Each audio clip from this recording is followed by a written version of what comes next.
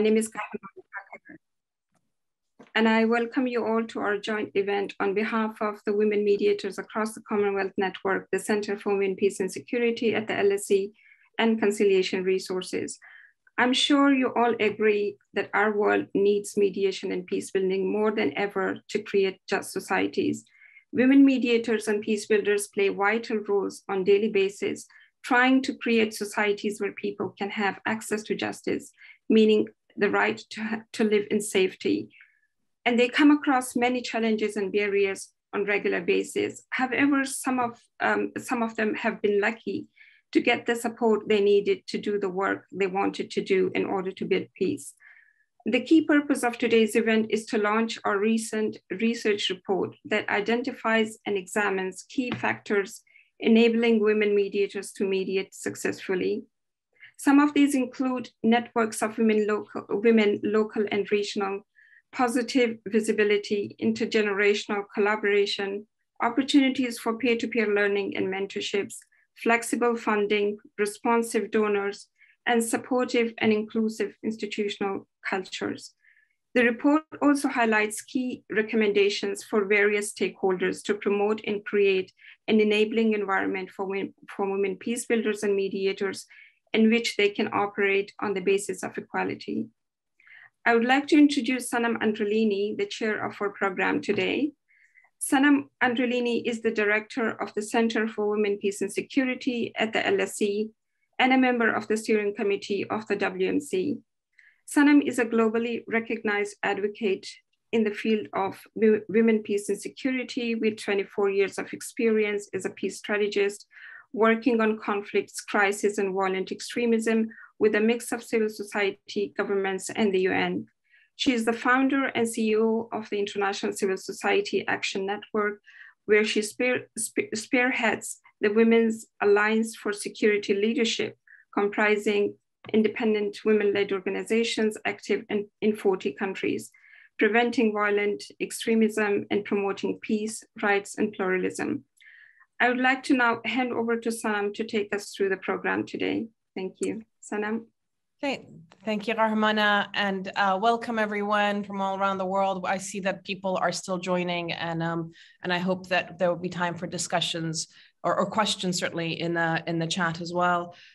It's certainly my pleasure to be here with my colleagues from the women mediators across the Commonwealth, slightly my mouthful, but women mediators across the Commonwealth Network, the WMC network, and also to have our wonderful guest, His Excellency, Mr. Johnson Busingye from the Rwandan High Commission joining us today as well.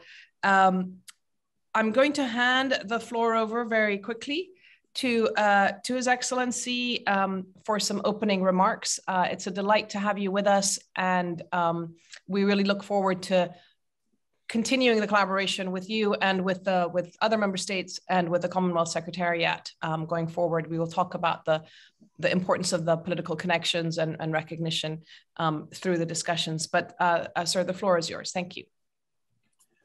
Thank you very much, members of the women mediators across the Commonwealth Network, distinguished participants, friends, ladies and gentlemen. I would like to begin by thanking women mediators across the Commonwealth Network for inviting me to speak today. I would also like to congratulate the women mediators across the Commonwealth Network and Conciliation Resources on the launch of their joint report, Beyond the Vertical, What Enables Women Mediators to Mediate. The interactions of mankind inevitably generate misunderstanding or conflict. Mediation is perhaps the oldest yet uncelebrated form of dispute resolution, whether at family, at community, or at national level. Mediation results in peaceful, less costly, fast resolutions that are agreeable to all parties. As you all know, as you probably know, our country, Rwanda, inherited a wounding history which resulted in the genocide against the Tutsi in 1994, which stole the lives of innocent Rwandan children, men, women, and destroyed the country's limited infrastructure and shook the very core of our society. Thankfully, 28 years later, we are firmly on our onward journey of healing, rebuilding our developing nation, and we are doing so with a renewed sense of hope and resilience. In that journey, we are permanently indebted and grateful to the strong women, peace builders and mediators who contributed and continue to contribute immeasurably to our development journey. In the years before and after 1994, women played a central role in restoring peace and order. They worked in community mediation, in the Gacaca reconciliatory justice system, and in the courts. Rwanda, since then, has not looked back. Women remain at every level of our dispute resolution. Today, in our dispute resolution system, all civil disputes of up to around $1,000, and this represents an enormous chunk of our disputes, of all disputes, are resolved by community mediators known as abunzi. These abunzi are written in our Constitution of 2003. The whole country is served by 17,500 of them, but significantly 7,800 of them, equivalent to 44%, are women. In Rwanda, women mediators are not the reserve capacity to be called upon when there are no men.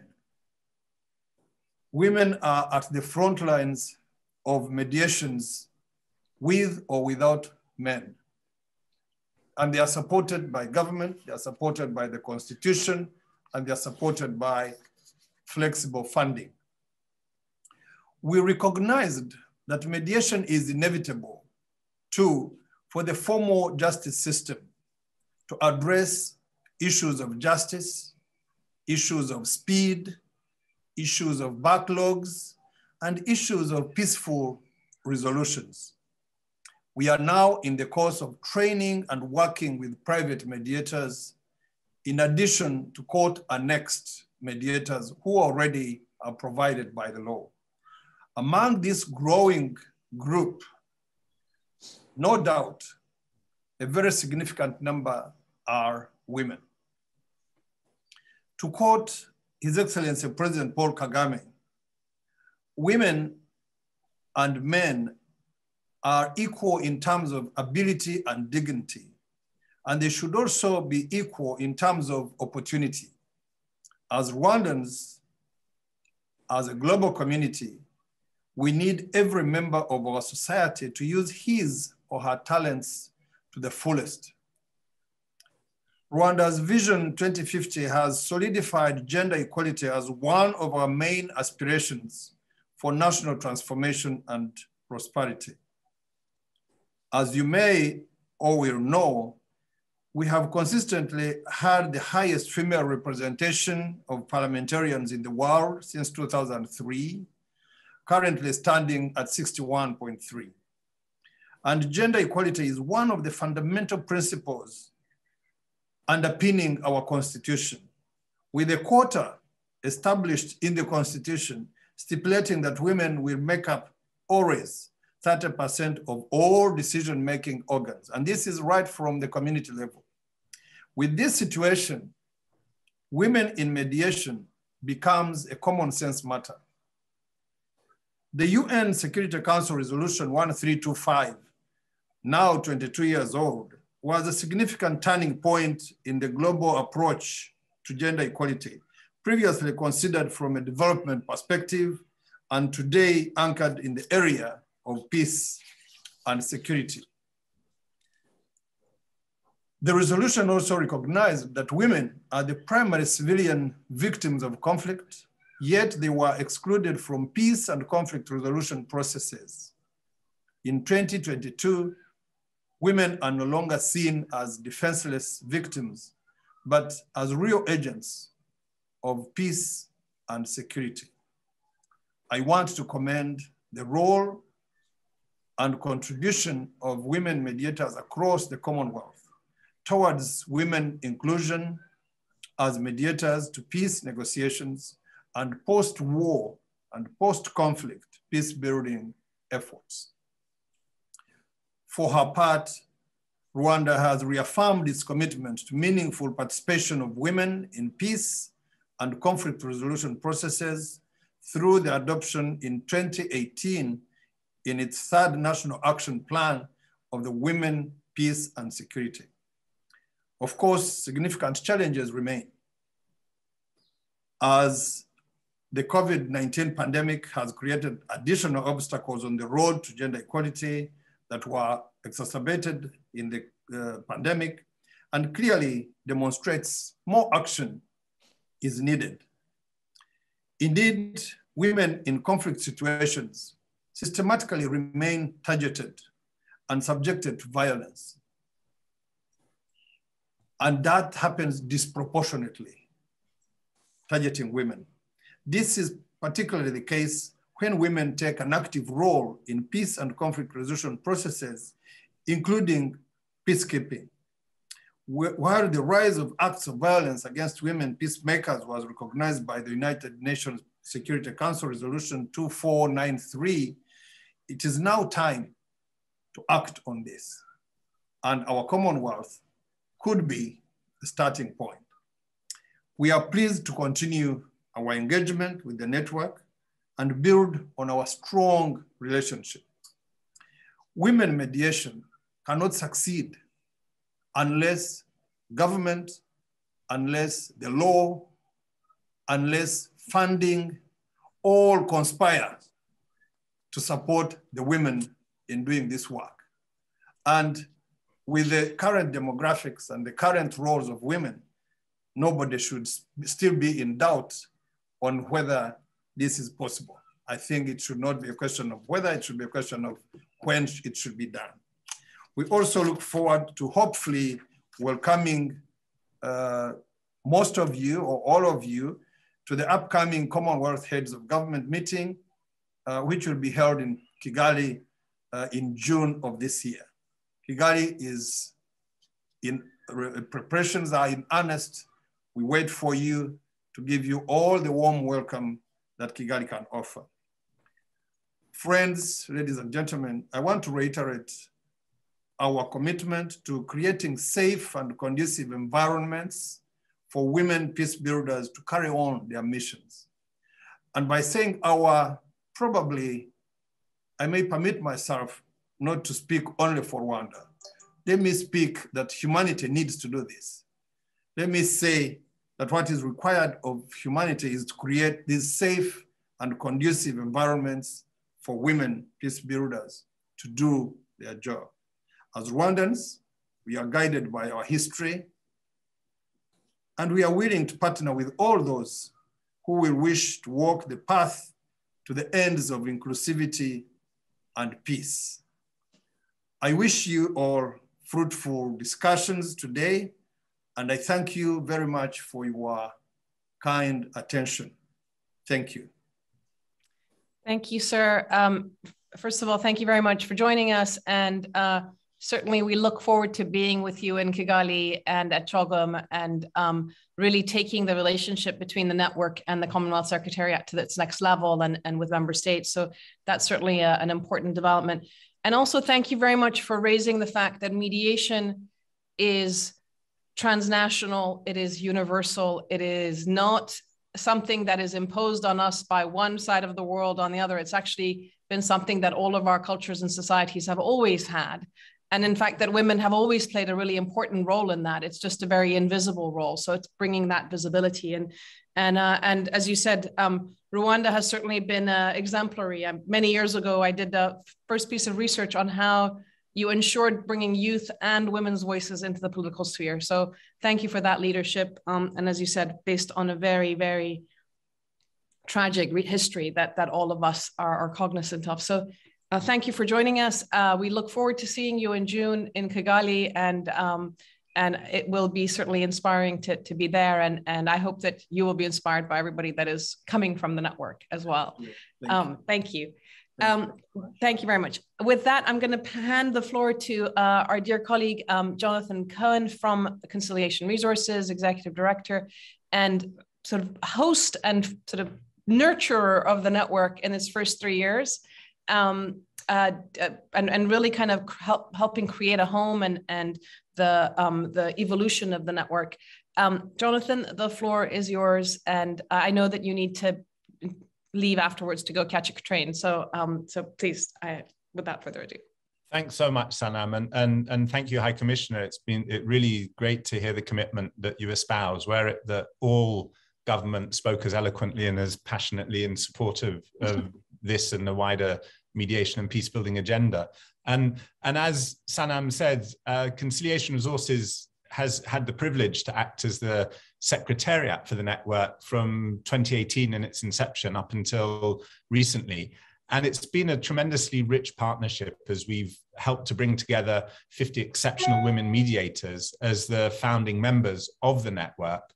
And it's been really striking to see the insight and the astute thinking that the members have brought together, not just in the way they've acted as mediators in their own contexts, but how they've worked as a community to strengthen the voice of women mediators in general.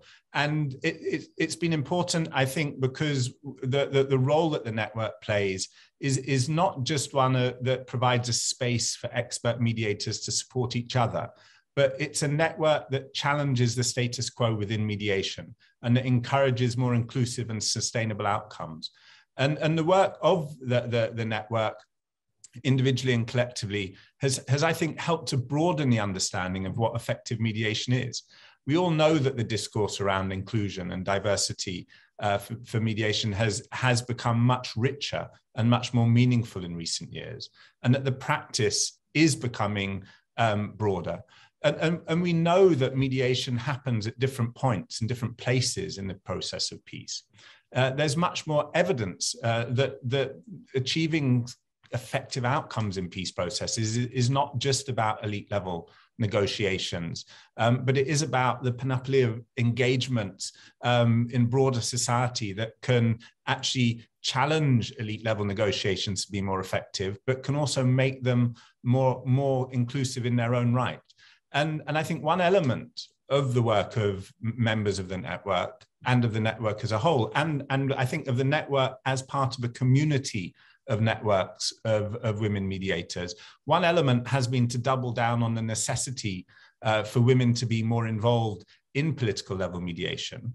But I think it's also really important that it's not, the achievement is not just about pushing for women to be involved at the elite level, as important as that is, but it's about having people who are willing to challenge the received wisdom of what works in a process. And the lived experience of women, I think, is really well attuned to challenging that received wisdom, because for so long, women have not had the privilege of being at the table in the way that men have.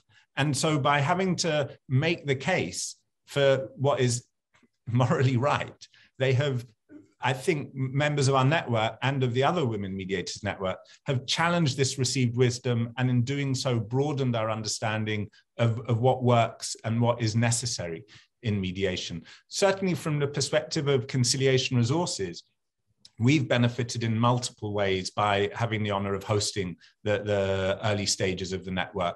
And the learning that members have brought to us has been very great for us. And we've been able to deploy, I think it's been deployed to make efforts at mediating much more effective. One example of some lessons that we've drawn is in the way that we've worked with the network to establish strategic mediation funds to enable members to actually engage in mediation in their own context in the face of resource deficits. And we've been very proud of the joint efforts to produce research and to expand the horizons of our understanding of these issues, and both looking at the barriers and the enabling factors supporting women mediators.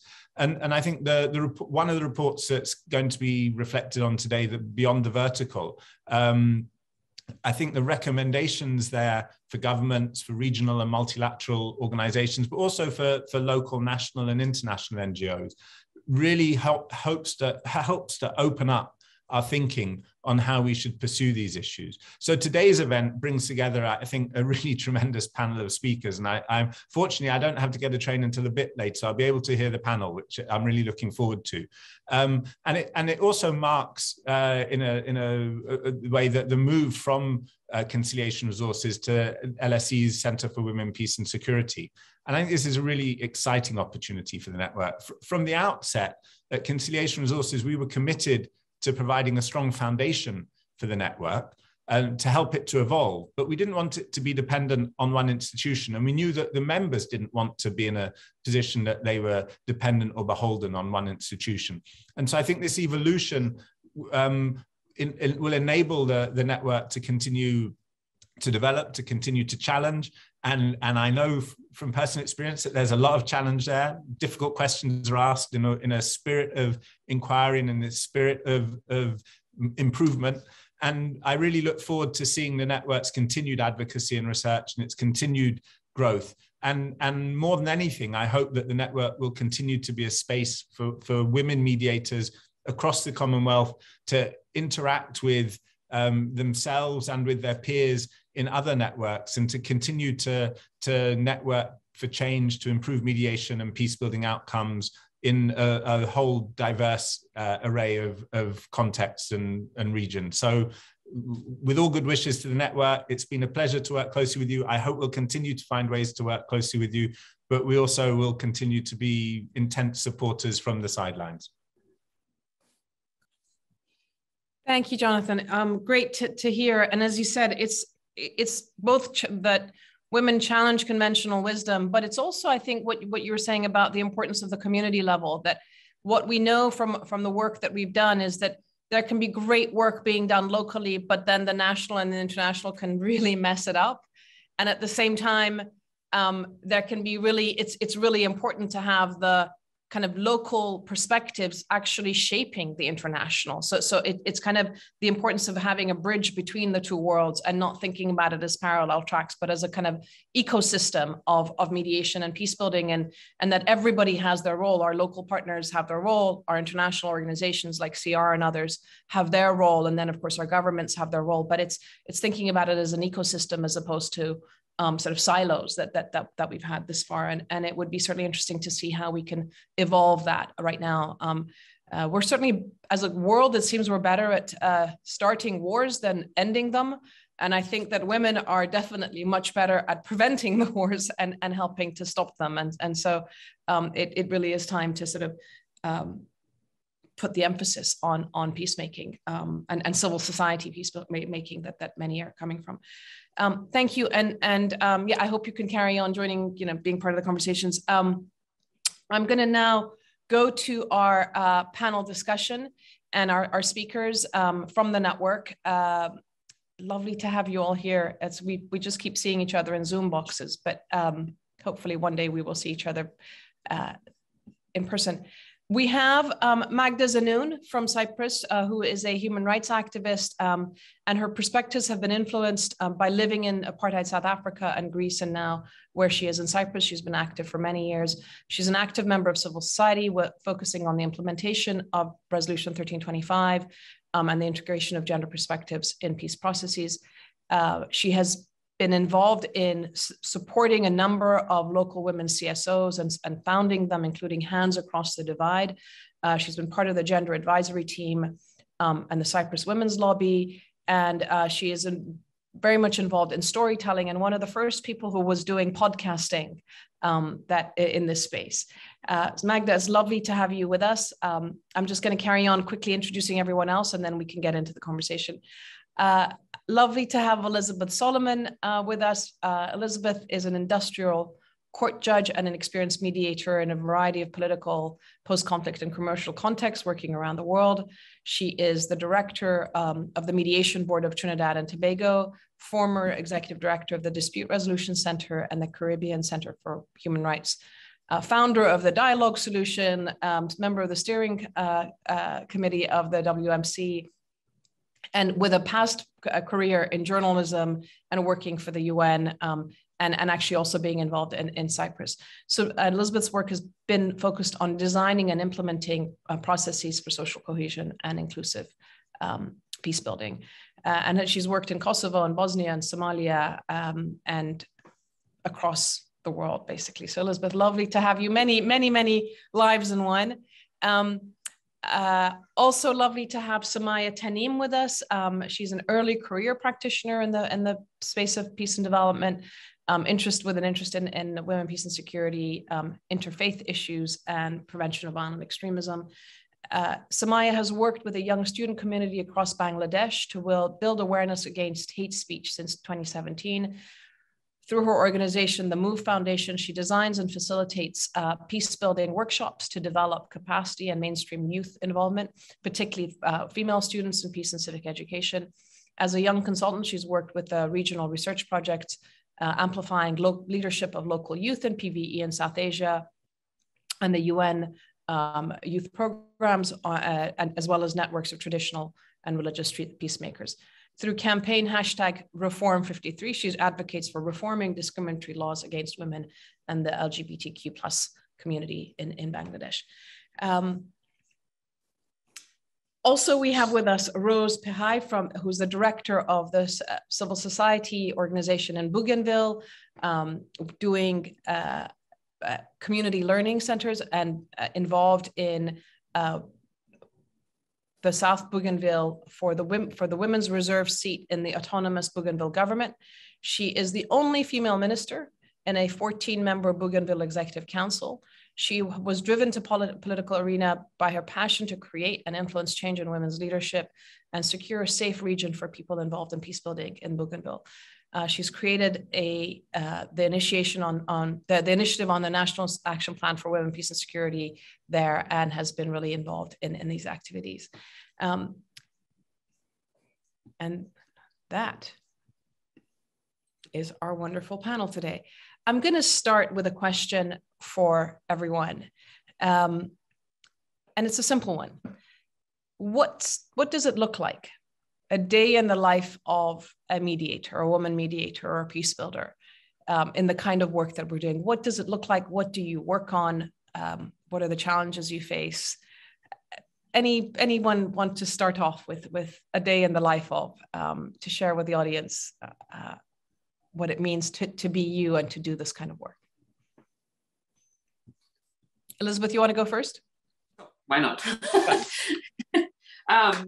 You know, Sanam, the roles that women play in peace building can take so many different forms, not just because of the choices that women make about how to get involved within the context, which is often defined by what the situation throws up and what the needs are at the time, more than their desire. You know, it's not a decision that they make, it is how they respond. But also within the lifespan of a single woman peace building practitioner, the search for positive change can take you down so many different lanes and gullies along that path to peace.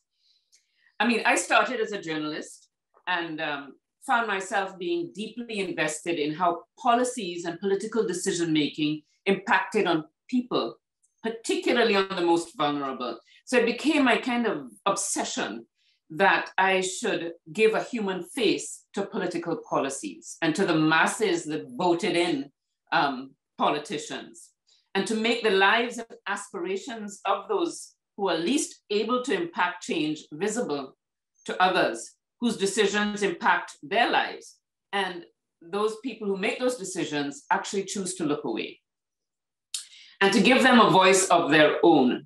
And now I'm a judge in a court of equity that gives the most vulnerable a fair opportunity to be heard and access to justice. And in between being a journalist and a judge, I was more directly involved in what I would call, I suppose, raw conflicts through various international organizations like Oxfam and the UN. And my takeaway from all of these experiences is simple, that the original objective remains paramount to peace. And that is that the core of peace building is in giving those most affected visibility and in ensuring that those whose decisions strike at the root causes of conflict do not have the luxury to look away. I'm currently working, for example, with some very impressive women, including women, a very senior woman in the Trinidad and Tobago Defense Force, on developing Women, Peace and Security National Action Plan. It is the first in the region. And we really are looking to the world for support, and we are getting some support. But our greatest stumbling block is being taken seriously, largely because we do not tick convenient boxes for what is a conflict. So the High Commissioner spoke about your wounded history, and that is clearly defined. And you know, the Rwandan story is well known, and it was a difficult one. In the Caribbean, it is very difficult for us to explain the wounded history that is a legacy of colonialism and how that continues to impact very, very considerably on the levels of violence. And the violence in this region is higher than anywhere else in the world. We are 1/10 of the population in Latin America and the Caribbean, and we are 1/3 of the violence in the world. And it far exceeds conflict. But the gun violence and the focus on women also far exceeds what happens in conflict. And yet, we don't define it as conflict. And so we don't define it as a peace building issue. And peace is a bad word at the political level because it connotes war. And so nobody wants to address it that way, and we're trying to skirt it. And in developing a national action plan, it has become my mission and the mission of the women working on this action plan that this conflict should become visible as a conflict. The international community needs to see how vulnerable our small Commonwealth states are because of violence that is a legacy of the inequities created by colonialism, and then should not be allowed to look away. So in effect, I'm saying that, you know, my work is the same as it has always been. We have to, and I think Jonathan touched on it, we have to be vocal about the definitions of peace building that are not working, simply. So yeah, that's my day in the life of a peace builder. Thank you, Elizabeth. And the point about as peace builders and as mediators, we seem to be drawn to, as you say, bringing voice, visibility, and where necessary, representing those who are most affected, most impacted, and have solutions, or want to have a say in how the issues should be resolved. And also you raised another point, which I think, at least in my work, I've done this, and I see it very often in how women perceive this work versus the conventional wisdom, the received wisdom that Jonathan was talking about, which is that so much of mediation, standard mediation practice is, you know, what was in the past, and then we are where we are, and then let's see where, you know, let's start a dialogue and see where it takes us, without necessarily imagining what's the future we want. Right. And so in a way, it's the past continues to inform the future. And whereas I think the way women actually frame this is transformative, because I think so often what we do is we're saying, well, what's the future we want? And maybe it's because we're looking at our kids, and maybe it's because it's just a different kind of framing of it, that what's the future we want, and then letting that shape where the present is and how we get there. So it's kind of it's not to deny the past, but it's really also, it's to not necessarily allow the past to constantly be present and informing the future. We have to deal with it. Can I just make one tiny point about that? I mean, I think you're absolutely right. And I just want to make this point to put it into the context of Commonwealth constitutions. And the fact is that we have not been involved in the conversation that created those constitutions. And some of those constitutions in the Caribbean have a savings clause that protects it from change of the past. And we are not involved in that dialogue about how we wanted our societies to look. And we're still not involved in that dialogue. And that is critical, I think, to the change. Yeah, interesting. It's exactly. And getting involved and being able to reimagine it, I think is important. Magda, I'll come to you. A day in the life of Magda Zenoun in Cyprus and the types of issues you work on and building on what Elizabeth was saying. Well, Elizabeth has opened so many chapters. And I mean, firstly, it's to me, the one thing we really need to look at, because Cyprus is a frozen conflict, okay? We've been in conflict since the 60s when we became independent in 1960. And there again, we touched on the constitution that was created that has since changed, but no one has actually questioned whatever. So we've been in conflict since the mid-60s, and we are still a frozen conflict, and the solution is in front of us and no one wants to recognize it. And we as women peace builders, I'm always tired of saying the same thing over and over again. So I do think the one thing we face, especially as women peace builders, is if we want to be taken seriously, I think we need to unpack peace. I don't think we need to be speaking about peace specifically. I think we can be talking about climate change. We can be talking about health. We can be talking about a lot of other things, because I think in our context, it's a tired word. And in our context of Cyprus, it's been going on for so long that us peace builders are marginalized, almost like an institution, and the rest of the community carries on regardless and does whatever they need to do. So to me, we need to find a way to unpack peace building, because people hear peace and they hear peace negotiations, especially in the Cyprus context, where every few years they will get together, and Elizabeth's very aware of it. They will have this whole big peace negotiations with not a single woman at the table unless she's taking minutes or serving coffee. And things will fall apart. There will be no transparency. And let us do our job because we know what we're doing, okay? So I think we need to find, if we really want to, I think, and it's, I find that it's a challenge. I think we're all looking at, because I'm also a part of the Mediterranean Women Mediators Network, and it's something we've actually been discussing within that as well. We need to start talking about things beyond peace. We need to start talking about property and what it means in terms of gender. We need to start with, healthcare. When you open up the Pandora's box of healthcare in terms of not being gendered, and it's an important part of peace building, because if I don't have control over my body and someone else is controlling, there's something seriously wrong with that.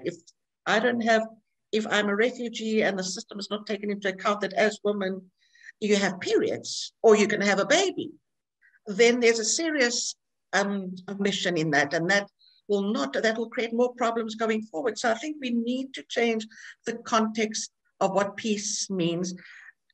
And I think we specifically also need to change it here, because in Cyprus, we have a really serious issue with the media as well. We have awesome women in Cyprus, and I'm not saying it because I'm saying it quite matter of fact. There is so much experience. There's so much research done. There's so much activism done. There are so many women that are really actively involved, and yet where is their work? Why are they not getting listened to? And our work is not actually being transferred by the media. Okay, I will give you one example. I'm a founding member of Hands Across the Divide and still an active member. Hands Across the Divide is the only island-wide, non-partisan women's group that is working towards equal access to responsibilities, resources, and opportunities, and a culture of peace. And we were all volunteers, and this year we're celebrating our 20th birthday. In 2020, which was the 20th anniversary of 1325, Antonio Guterres invited 4 countries to the table to talk about 1325. One of the countries was Cyprus, okay? It was Cyprus, Mali, Darfur, and the Central African Republic. It was the day one of the closed areas in the occupied area was open, so Guterres had Cyprus on the brain. This event, and I spoke on behalf of Hands Across the Divide, it was an open meeting of us, and then there was a closed, They stopped recording and we had a really open conversation with Mr. Guterres. This was never reported in the press. The first women's organization to speak directly to the UN Secretary General on peace in Cyprus, and it was not mentioned in the press. We sent press releases to the media. We sent them to women journalists. It was never mentioned. We asked the foreign minister to mention it because he was technically a gender sensitive. He said yes to me in an email. He never mentioned it in public. So to me, that's the biggest challenge. But the other big challenge is also that the reason possibly why we as Hands Across the Divide and we as mediators don't get the promotion we get is because we speak island-wide. So I don't speak as a Greek Cypriot. When I talk about women's rights and women's access to rights and women at the table or gender perspective at the table, I'm speaking as a woman. I'm speaking as a gender expert. I'm not speaking from a Greek Cypriot perspective. And in our public discourse, ethnic discourse, patriarchal ethnic discourse, I'm also speaking as a Turkish Cypriot woman, or not on behalf of, representing them because we're all women of Cyprus. And this is not very popular, okay? The minute you speak about a woman, Turkish Cypriot woman, and to just make a parenthesis, the reason I got involved in women's rights in Cyprus is because I felt it was an easier way to approach the Cyprus problem. As a member of the diaspora, I was considered a foreigner, so I couldn't discuss the Cyprus problem because I wasn't here with the invasion or the intercommunal fighting. So I was a foreigner, so why the hell did I think I had an opinion? So coming in as a woman, I thought it would be easier, and it's not. So I think our biggest, it's a constant fight that in the beginning, my feminist colleagues would be a bit reluctant to let me take the floor because they would think that I would be talking about a Cyprus solution. It took them a while to realize that when I speak for Mike, I will speak about a Cyprus solution. But when I speak as a woman or talking women's rights or gender rights or peace building, I'm not speaking solution. I'm speaking whatever solution is good, provided there's inclusive decision making. And it's very difficult. Women are feminists here until you're talking about the Cyprus problem. Then suddenly that national has goes on, and you get a little bit of reluctance. So it's hard. It's very hard. But as Elizabeth said, you wake up in the morning and you can't do otherwise. I mean, this is it. Whether the question's answered or not answered, or successful or unsuccessful, there is no alternative. The fact that we have a divided community and there's real checkpoints, although not checkpoints like in Jerusalem, these are easy access checkpoints, but they're checkpoints nonetheless, which means during COVID, we were divided. I hadn't seen my Turkish Cypriot friends for a year. The checkpoints closed for a year, and they used as political tools. It had, although a positive side effect, because it meant we could meet more often on Zoom. It was a reason to meet more often, so it actually bound us together more. It made us, there was a little bit more cohesion. So to me, we do have challenges. We wake up every morning, we keep on doing what we are doing wherever we are. It's just part of who we are. And I don't think, especially as old broads, would have lasted this long if it wasn't something you actually cannot not do. So the life of a woman peace builder in Cyprus, it's not a challenge, just who I am. And we've all had darts thrown at us and names put on us and been blacklisted. But hey, I've got to be able to sleep with myself every night. I've got to be able to sleep. So it's just what we do. And fortunately, there is a strong bonding amongst the women. We just need to learn to speak with one voice, okay? And we also need to, what has happened recently, and has put a bit of spanner in the works. Recently, there was a national action plan put together based on a Security Council resolution last year that the leaders of both communities had to come with an action plan of including 33% substantive inclusion of women in the peace process. It was finalized last week. It was finalized by a gender equality technical committee that no one knows how they were appointed. It was done behind closed doors. It was launched without questions and answers. And when we as Hands Across the Divide approached two members of the committee of, great, let's get together and brainstorm, oh, we don't know when it's happening. So we bypass that and we carry on. but we need to all remember that we're actually getting, the journey is the same. We need to get to the same place. Peace is not a destination, but it's a continuous journey. And if we can't do this together, this is not who wins and who loses. We've all lost if we don't work together. Thank you. Yeah. And if you've got the Gender Equality Technical Committee for the action plan, we've got to do it together. And now, not when you decide you've got a plan. So anyway, like Elizabeth, wake up every morning, I just do it, and I carry on doing it. And as you said, I'm one of the original storytellers when podcasting wasn't sexy. And in doing that, it's actually given me strength, because I feel that's where I do succeed. I succeed because there's a story to be told. I've got my recorder, I'll record and I'll put it on the air. So at least I'm doing one thing that, of course, it gives me pleasure, but it's a battle, but a good battle in some cases.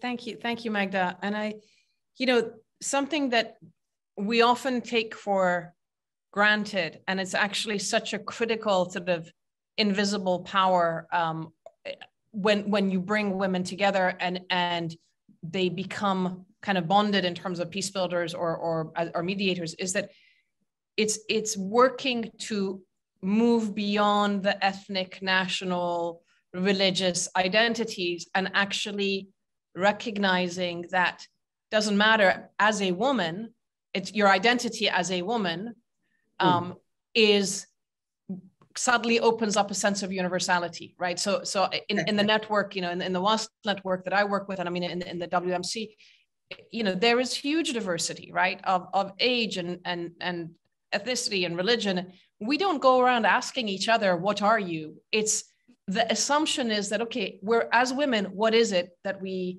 experience? How do we perceive things? And once you have that lens on, once you put those glasses on, you suddenly realize what strength there is in that. And I wonder whether actually this is work that we need to do with men as well. I've often said that, we need to appoint the women and train the men. And I really wonder whether this is part of it, is that, shed the labels and the titles and actually think about it as a human being. What's it like to be a young man growing up in Bougainville or in Cyprus or in Trinidad? And what do you worry about? What are your hopes? What are your aspirations? Maybe that would take us beyond the way that politics and religion and history has divided people. But can I just get back to a little aside? That's where storytelling comes into play, because I find, especially with your WASL group that I'm also part of, the fact that you've got a space to tell your story. I remember when I was diagnosed with a brain tumor, I actually told it first to the weekly check-in, and I burst into tears because this was a space that was safe, okay?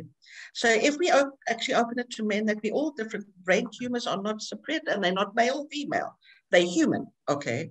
So if we open up storytelling, I think storytelling is a big equalizer, but a storytelling that takes you forward doesn't get you stuck in the past, as you said. Thank you very much, Magda. With that, I'm gonna come to Rose and Bougainville and your story of a day in the life of Rose and what you do. Tell us a little bit about how you see things and whether what Elizabeth says and what Magda's been saying, how that resonates with you.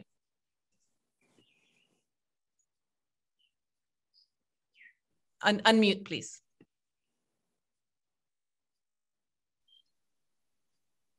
Interesting a day in the life of a mediator, because in my experience, it's a lonely start.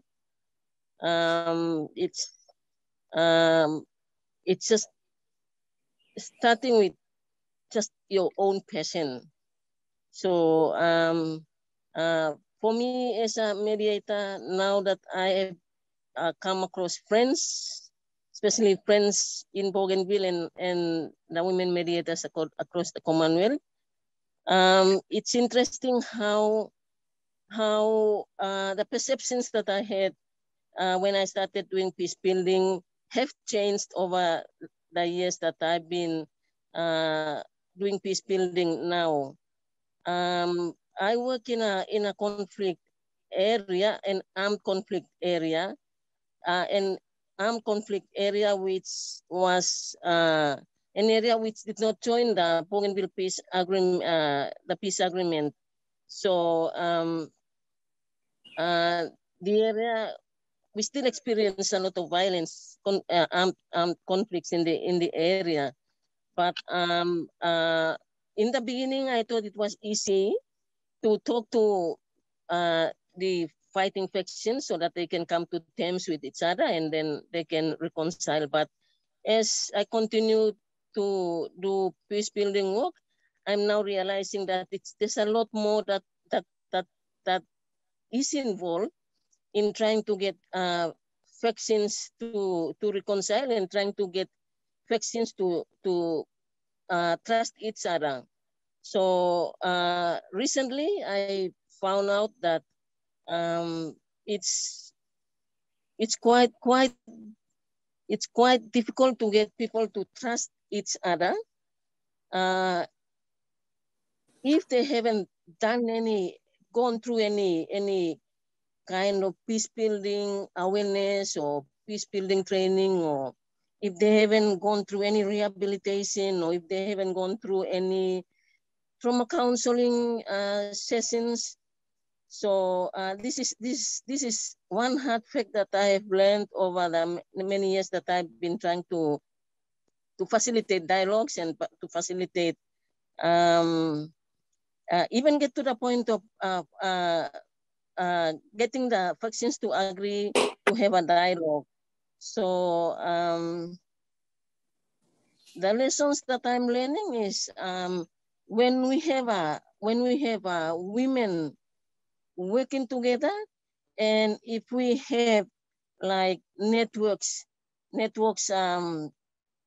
collaborating together, and like through the WMC, we've had sessions that we spent together. We had a session in Melbourne, training session in Melbourne, and then we had this get together session in London. So these are learning curves for people like us who started doing peace building without any knowledge about peace building. When I started, I knew nothing about peace building. But as I continue to do peace building work, continue to sit in trainings, peace building trainings run by organizations in Bougainville, I'm getting more equipped. So I'm finding that the conflict that I'm working with is coming closer to a stage where we will get the factions to agree to sit for a dialogue. So the challenge that I have been facing up until now have been the non-commitment by political leaders, and maybe I would say no political will to support peace builders in the work that we do, because if there's no political will from governments, it means that there is no funding as well. So I was fortunate enough to be in government in from 2010 to 15, when I had the privilege to initiate the policy on women, the National Action Plan on Women, Peace and Security, which is a policy now being implemented in Bougainville. So I think that's that smart thing that women do. We tend to grab opportunities like without realizing that the policy on women, peace and security will have a bigger impact when it came to funding for the preparation for preparing Bougainville into the referendum period, and then post-referendum from the UN Peace Fund. Fortunately, women in Bougainville had this policy already, so 15% of that funding was allocated to women. So I mean, this is what I think is something that women can do from their own instinct. From like I said, I knew nothing about peace building, even the Women, Peace and Security, UN Security Council Resolution 1325. But when I stayed for the first meeting in Bangkok in 2010, I knew that this was the resolution that the ABC government should adopt, so that we turn it into a policy to help the women to deal with the crisis, the crisis-related issues about social issues like drugs and alcohol and leadership, properties lost, and rebuilding, restoration, all of this, because the four pillars of the Women UN Security Council Resolution 1325 caters for virtually everything that we ever need in progressing and preparing our peace building initiatives, and even in preparing community development going during that this restoration period. So that's what that's where I work, and that's the work that I've been doing. And I'm really proud that I'm part of the network of women across the Commonwealth, because like I said, I started peace building without no knowledge, but I learned a lot from being part of this network, and I'm continuing to learn, and maybe someday I'll be able to even document some of the work that I've been doing, because as we progress in our peace building work, we are learning many curves, and so there's a lot of experience that I need to document, so that we can leave some documented information for the young people that we are mentoring now, as we are progressing into our political destiny. Thank you, Ruth. It's a few things that you mentioned, I think, resonate with all of us, which is that when you first started, you didn't know what peace building was. It was kind of, it's almost like a calling, and how important that is. But I also think that you shouldn't underestimate what you do know and what you have done, because I think that very often women are doing this work, and they're doing really great work, but they don't necessarily have all the fancy, titles and the jargon that comes with it, but you're doing exactly the right thing. So yeah, don't underestimate what you've achieved. And it's interesting what you're saying about how difficult it is to bring people to dialogue if they've never experienced what it means to sit and actually have a conversation about these things. I remember being in Liberia interviewing ex-combatants, people they'd been recruited from the age of 14, and 10 years later they're out. And they were given 6 weeks of, disarmament, demobilization training, and, thrown out into the society. And they literally didn't have the words and the experience of expressing anger, frustration, humiliation, fear with words, right? And so it became a visceral reaction. So I think that question of how we are teaching our children and saying to them, there's a level at which it goes very back to very early childhood, of helping people process, and stopping and saying, okay, I'm feeling something. What is that feeling? Why am I feeling like this?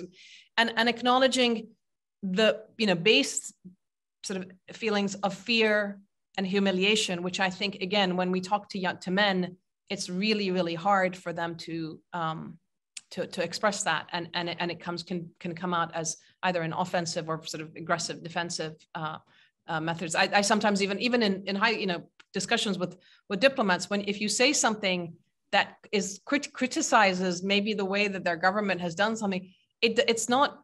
They come at it as like, well, we did such and such. It becomes very defensive, and it's not really like the ability to acknowledge we can all make mistakes.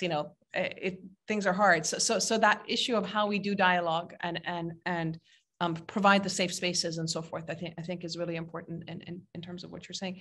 I'm going to come to Samaya now. You are one of our younger network members, and And I often say that we were all doing this when we were your age, and then at some point you become our age, and then you become slightly more jaded. But it's so great to have young people getting involved, and very interesting to see that in the context of Bangladesh, you became interested because of the hate speech that was fostering. So tell us a little bit about, a day in the life of Sumaya and what challenges you're dealing with. Thank you so much, Sanam. Hello again. I'm Sumaya Tanim, and I was listening to Elizabeth, Rose, and Magda, and a lot of the experiences resonates. We'll come to that later. But firstly, I would like to say, despite Bangladesh's history of religiously motivated violent extremism, evidently since the 90s, I was not aware of that. While I was growing up as a child, I would have occasional glimpses in the news that there is this attack on religious minority, but I was not very much, that didn't get to me until in 2012. I was a fresher at I just started my grade 11, and I was so excited to go and meet my best friend. We got into the same college, and one on a morning of 2012, July 2012, she called me and said, let's not talk anymore, let's not see each other anymore. I was shocked, because what did I do? And she said that I'm scared of you, because I was visibly wearing carrying a religious symbol, my lifestyle has this I wore the hijab, I wore the abasam, visibly practicing a Muslim woman. But that time what happened was that based on a rumor that started on a social media, that a person from a religious minority Buddhist community, he posted something on social media that demeaned the holy book of the religious majority religion of Islam in Bangladesh. And from that, as a protest, people got agitated, and a group of people belonging to the namingly Muslim community, they were agitated, and they vandalized an entire community of house properties, businesses of the Buddhist community. And it happened in 2012, and that scared my friend, because she belonged to that community and she was scared of me.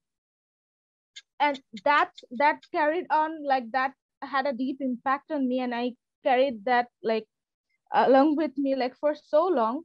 So in the 2013, 14, 15, then there's certain these events started happening, where the bloggers who were publicly non-believers, they were killed brutally in daylight. And these continued for so long, from 2013 visibly 2016. So I was all these events were adding up to me, why is this happening?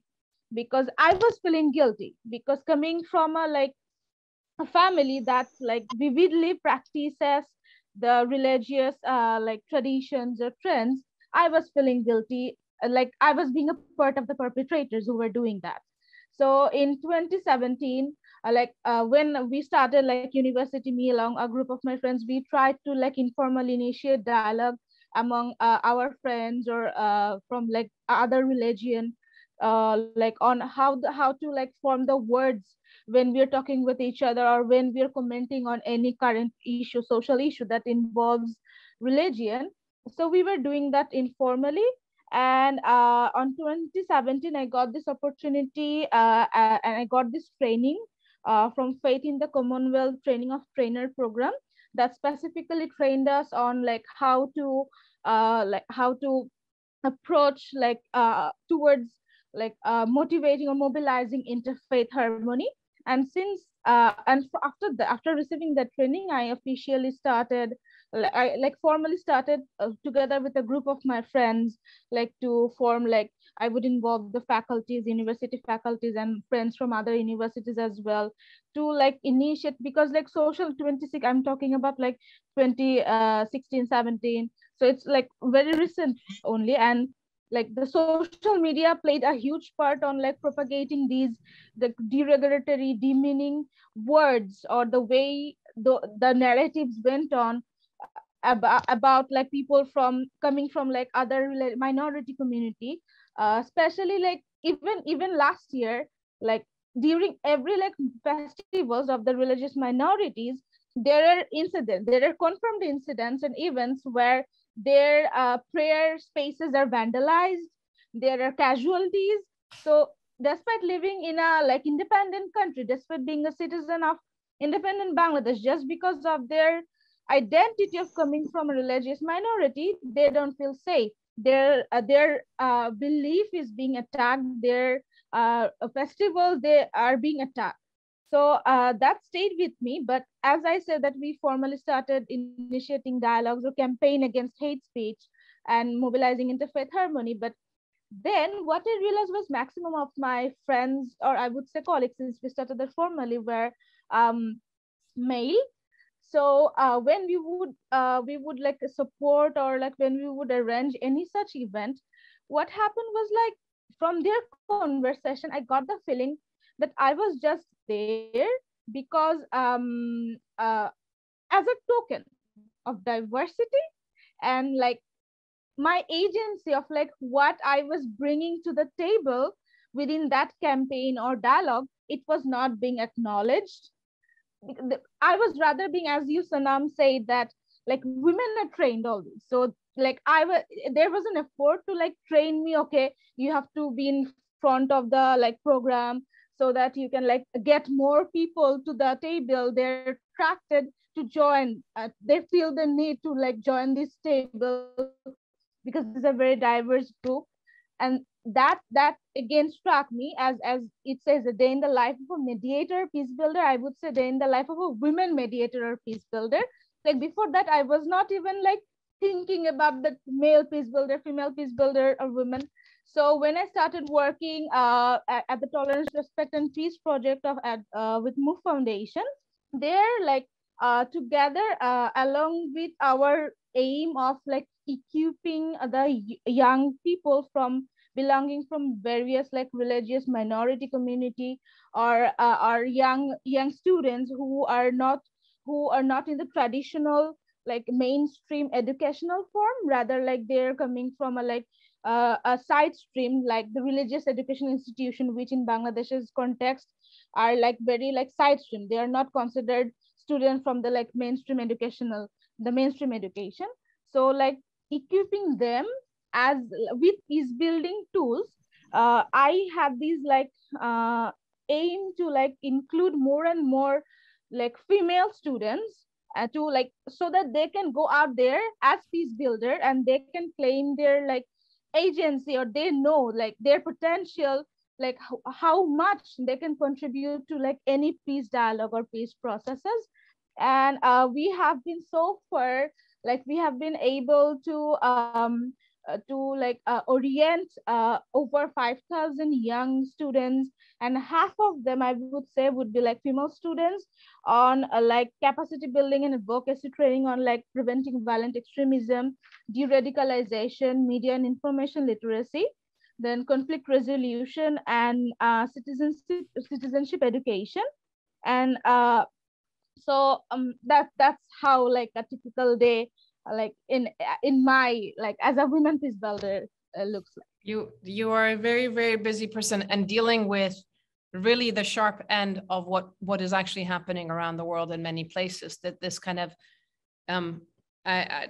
to me, what I see is that we're living in the age of extreme pluralism. Every society you look at, there's a lot of different people from different backgrounds and so forth, and yet, instead of embracing that and thinking about how wonderful and beautiful that is, and strength in that kind of diversity and pluralistic society, we're being atomized and separated, and it's so dangerous because we're still living in the same neighborhoods or the same cities, and it's like through whether it's social media or other ways that the divisions are being fueled. And so what you're doing is really important, and thank you for pointing out that it's so easy for people to take the women for granted or to exploit them. right? So you be the window dressing, or so. I'm glad that you're standing up and taking a sort of a stance against that. Our time is running out. I'm going to put a couple of questions to all of you and just answer whatever ones you want. First is, what is the value of having a global network across the Commonwealth? Number one, what does that bring to your work and to you on a personal level? And then secondly, the importance of political recognition for the network and for the work that you do. I mean, we've already mentioned at this point of being erased or being excluded or just never even being reported on. But how would you like to see the political recognition taking shape in a way that doesn't damage the independence of the work that you do as well? So these two questions, the network and the importance of political recognition. Magda, go ahead. The importance of the networks is priceless, okay? I think the mere fact that you've got a support system in terms of sheer support, access to resources, access to data, information is priceless. But if we get down to specifics, the fact that in that resolution last year of the Security Council that the two Cypriot leaders had to put together an action plan to include 30% of women in the negotiations was purely because of this network. Because the network gave Eminette, Cholak and myself, the two Cypriot members, access to people within the UK government. We sat together for a few hours discussing of what was necessary and how it was necessary. We were quite specific, the two of us, and it was because of our our intervention with the UK government, which gave them the impetus to put their pressure to ensure that there was no mandate unless it included the 33% inclusion of women in the peace process. So whether it works or not is another story, but the fact that we actually got to that stage, to me, proves it's valuable. It gives us access to people that we might not otherwise have had access to. Great, thank you. That's a very concrete example. Elizabeth? Yeah, I really don't want to take the time of Rose and Samaya in particular, but I think it really, the issue of the political connections and the recognition is really crucial and deserves some coverage. I think the story of the development of the WMC is really, will give a very good example. And that has to do with the fact that we discovered along the way that we were being held back by perceptions of our origin that had to do with within the Commonwealth and the Commonwealth member states and Secretariat, the fact that we were being supported by one NGO, which was an incorrect perception essentially. But the point is that we could not get our recognition because nobody would, at a member state level, would make the effort to dig any deeper.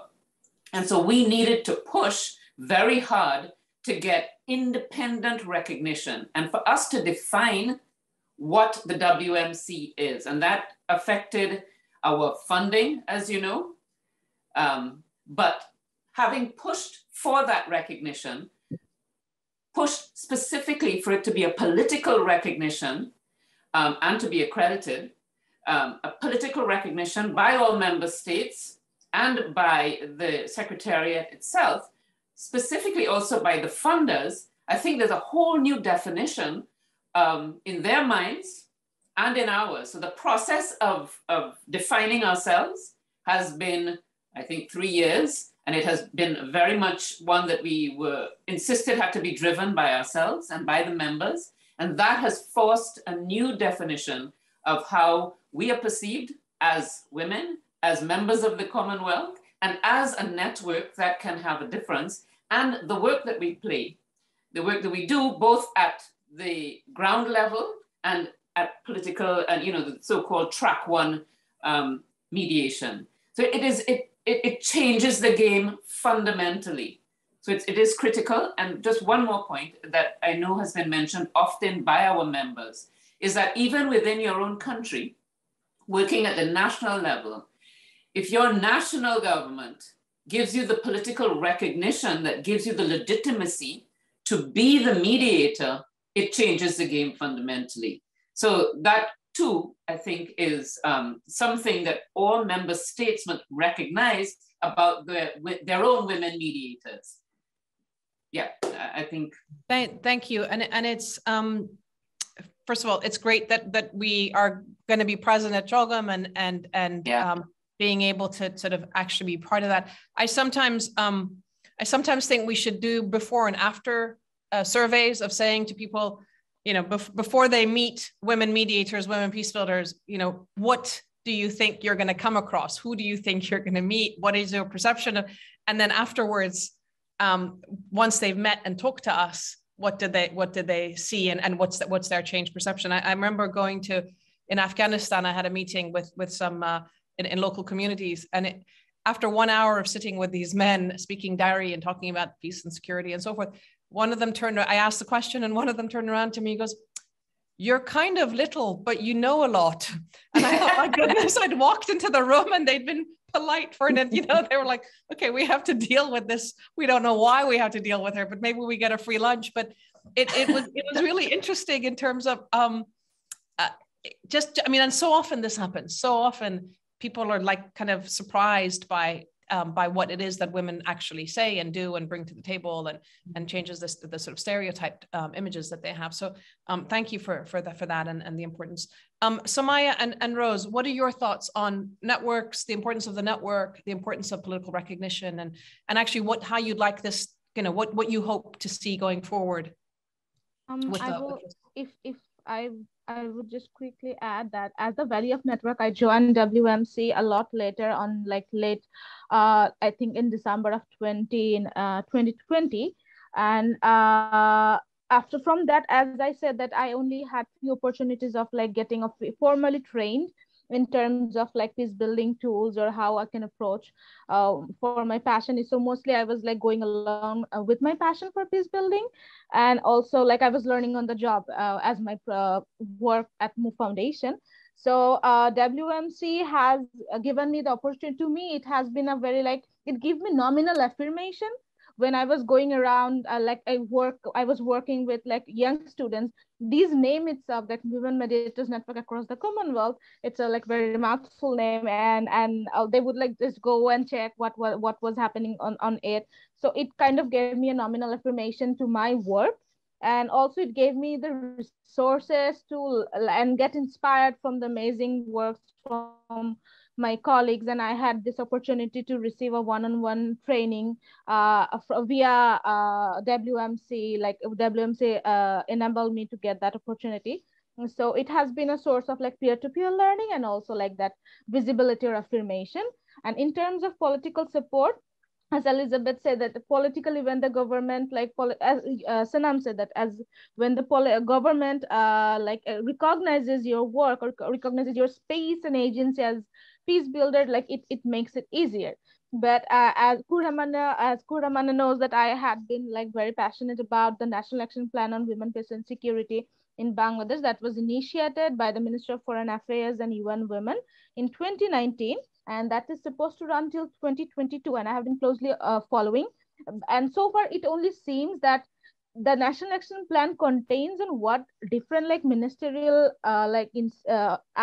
organizations or bodies want to do to include the women, but it doesn't say much about how women who actually are out there in the field working, how they will be assisted or how they will be like facilitated with government support to carry on their work. And so far there has been like, it says that it has been very inclusive in terms of formulating the National Action Plan, as Magda mentioned earlier. But as much as I talk, the more I talk about with my colleagues from like different organizations, like most of them are unaware that there is a National Action Plan on Women, Peace and Security.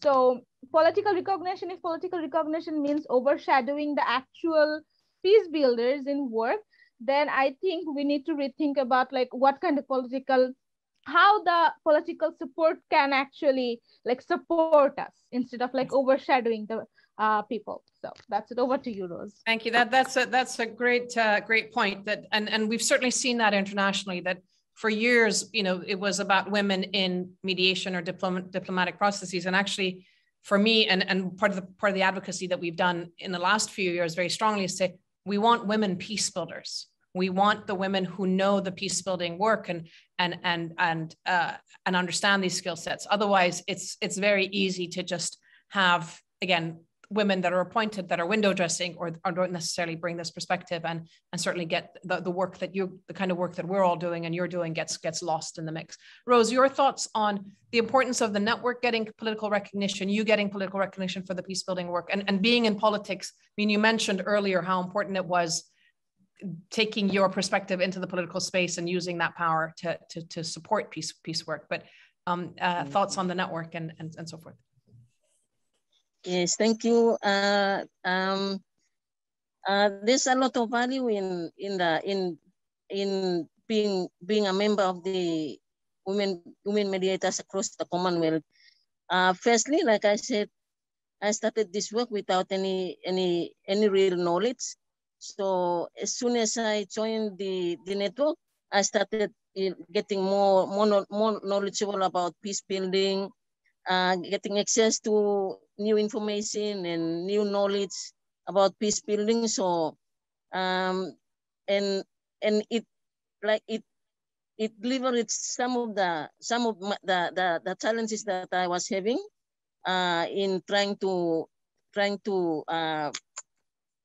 do the work that I was doing in trying to mediate between the factions that I'm working with. It's networking, I believe, is the most important tool that we have as peace builders across the Commonwealth and in our local communities. Even in our local communities, we have started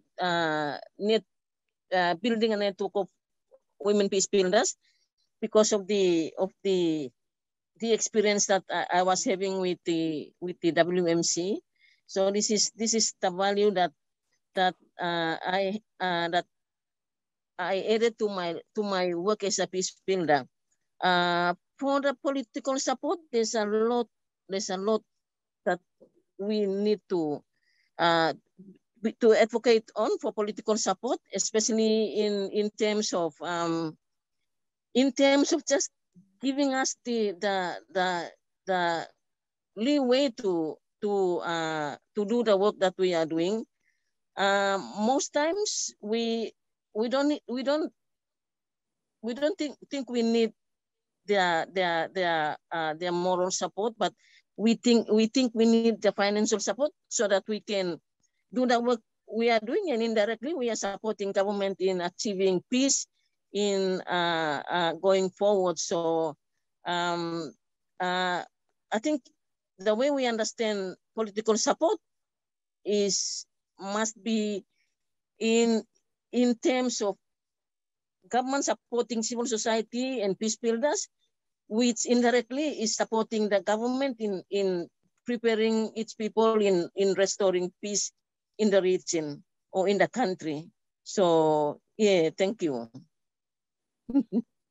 Thank you. Yes, exactly. It's an interesting relationship because so often governments, and especially since the entire sort of counterterrorism agenda, governments consistently sort of see civil society as if we're adversaries. And actually, we're trying to say we're not adversaries. We want good governance. We want you to be better than you are. We may critique you and so forth, but it's not about, you know, it's definitely not through violence, and it's definitely trying to be constructive. And yet that there's this kind of a misunderstanding that goes on. And you know, for me, the analogy that I often have for those of us who are in this space is that it's like we're bridges. You know, we are the bridge between government and communities and between local and international and so forth. And once you have a bridge, everybody takes it for granted that connection was there already. Right. Yeah. And it's very easy to get walked all over because it's like, okay, you know, there's a network, let's use the network. But bridges need resourcing, bridges need maintenance, bridges need to be looked after as well. And so that's really part of, in a way, that's sort of the message that the recognition is important, the recognition, the value added of having mediators then the importance of sustaining and supporting and funding it.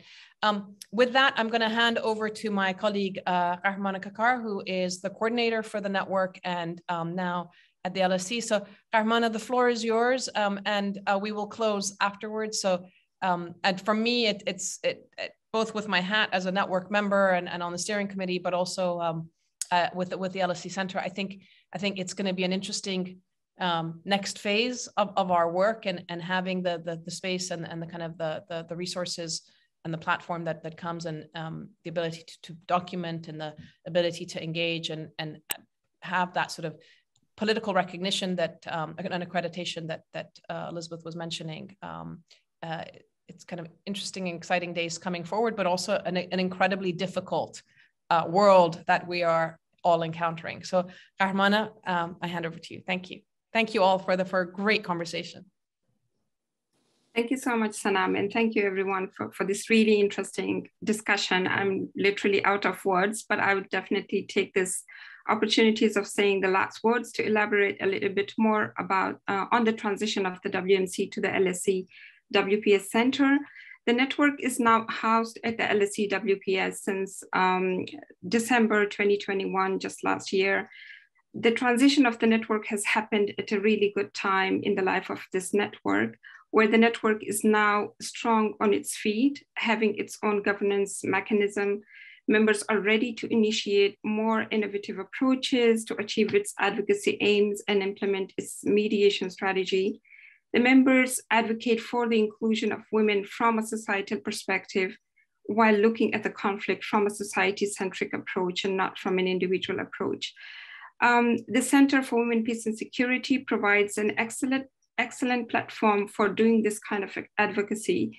It will enable members of the network, of the WMC network, to connect and engage with policymakers and experts in the field and increase their connectivity and credibility. It will also enable the network to engage with public through seminars, roundtables, and events like this. The center is also a great resource for producing and promoting research, incorporating the needs and voices of women in communities who are disconnected from the mainstream discourse of peace and mediation, and that's from the mainstream policies. I would stop here and thank you all for attending our event today. A special thank to all of the speakers, the chair and the keynote speaker, for their valuable contributions. Until next time, stay safe and take care. Thank you, everybody. Thank you, Your Excellency. Thank you, Jonathan, and to the team at LSE for setting this up, and to the team at CR for all the work on the report. See you soon, and hopefully in person next time. Thank you, and thank you to the audience for staying with us. It will be recorded and available. Thank you.